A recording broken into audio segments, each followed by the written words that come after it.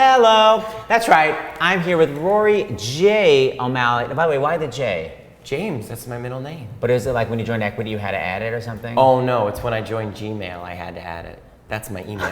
That's how he knows it. She's gotta have it. Okay, 1,000 things to say. So first of all, I met Rory last year when he was in The Musical, which by the way is still running. Yes. And you started doing Book of Mormon. He's in Book of Mormon right now. You play, what's your character's name? Elder McKinley.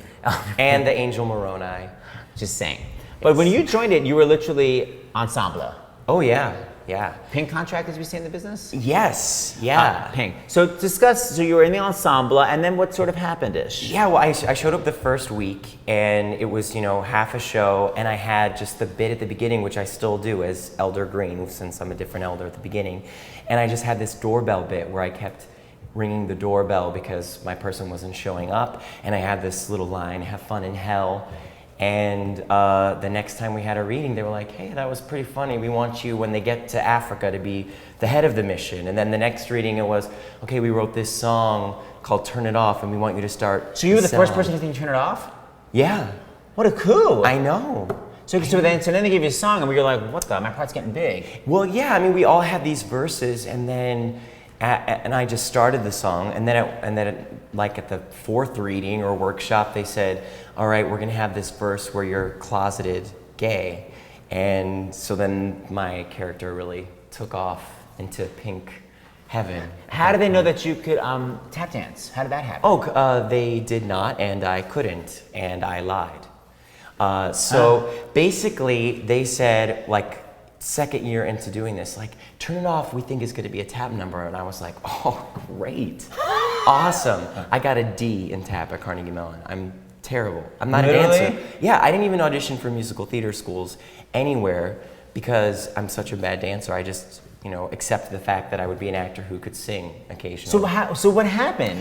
I started auditing classes at Broadway Dance Center next to 8-year-old girls learning how to flat ball change. Wait, you literally were in the classes with the 8-year-old girls? Yes. Tap 1, Broadway Dance Center, Rory O'Malley, and really struggling.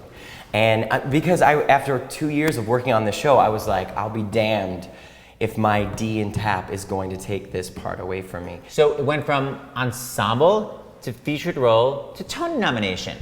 So, okay, so my question is, your mom, I went to Oberlin, Ohio, and your mom is from? Cleveland, Ohio. Sister City. So yes. I'm obsessed with how sweet she is and so Midwestern. When Rory, so you found out you were Tony nominated, what, New York 1 or something? Yeah. I called her up. She was at work, the same job she's been at as an accountant for 40 years. She's the opposite of stage mom. She has no idea what is going on in this business. And I called her up. I said, "Mom, I was nominated for a Tony Award." And she was silent for like 5 seconds. And she said, "Are you sure? How do you know?" And I said, "Mom, they said it on TV. Like, they said my name, Matthew Broderick was there, and they said it." And then she said, well, we should double check before you start telling everyone. We should double check. She really, I mean, it really so was sweet. Insane.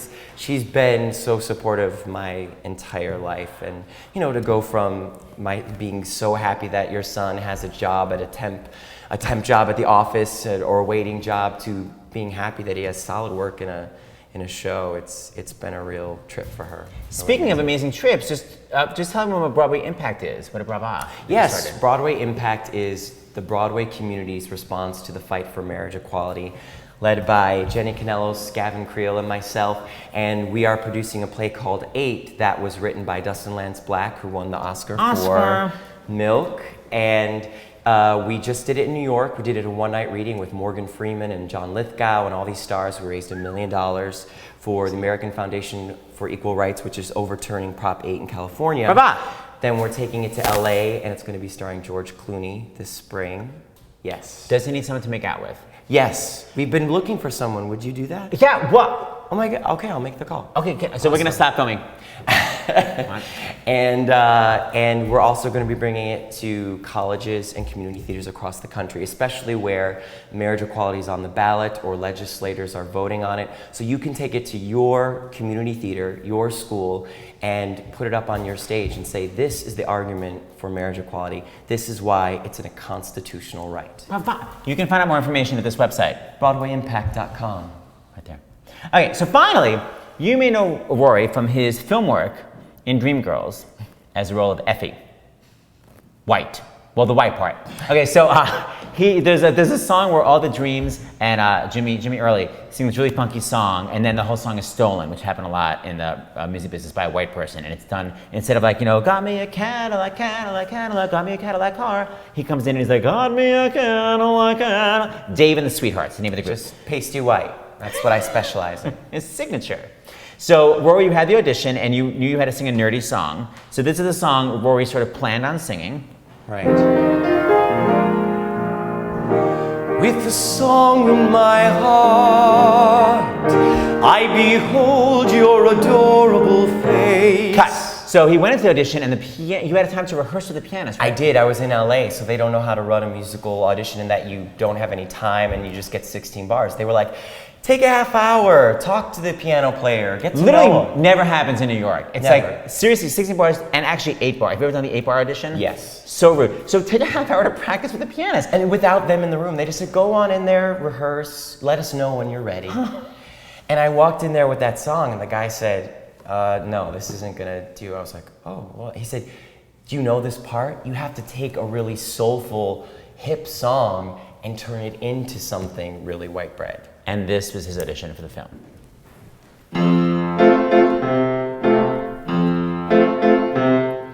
Sitting in the morning sun, oh, I'll be sitting when the evening is done.